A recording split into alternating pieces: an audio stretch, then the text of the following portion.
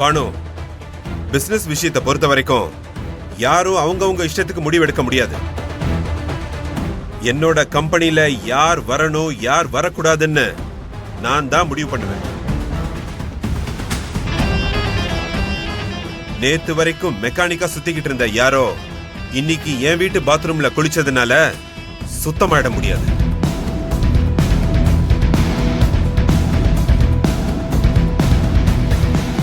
Dress change பண்ணா மட்டும் business mind வந்துடாது.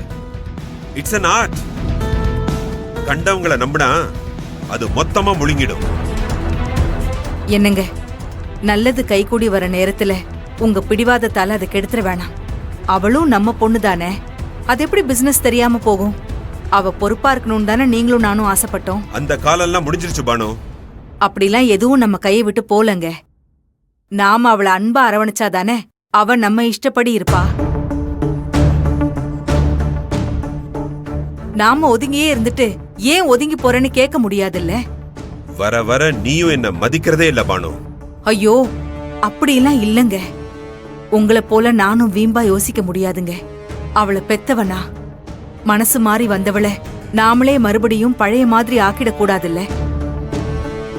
அதான் ஆதி இருக்கான்ல, அவன் கைட் பண்ணுவான். எல்லா கண்ட்ரோலும் ஆதிக்கிட்டு தான் இருக்க போகுது. அவ அவனை பார்த்து கத்துக்கிட்டோங்க. அஜய், உன் கம்பெனிக்கு யார் வரணும் யார் வரக்கூடாதுன்னு நீ மட்டும் அதை முடிவு பண்ண முடியாதுப்பா. நீ மேல் மாடி கட்டினவன் தான், நான் இல்லைன்னு சொல்லல.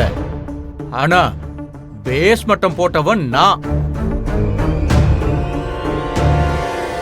நான் ஒன் ஆஃப் த டைரக்டர்ஸ். மறுபடியும் சொல்றேன், நான் ஒன் ஆஃப் த டைரக்டர்ஸ்ங்கிற முறையில சொல்றேன். ரஞ்சனிக்கு ஏகியூ குரூப்ஸ் ஆஃப் கம்பெனில எல்லா உரிமையும் இருக்கு.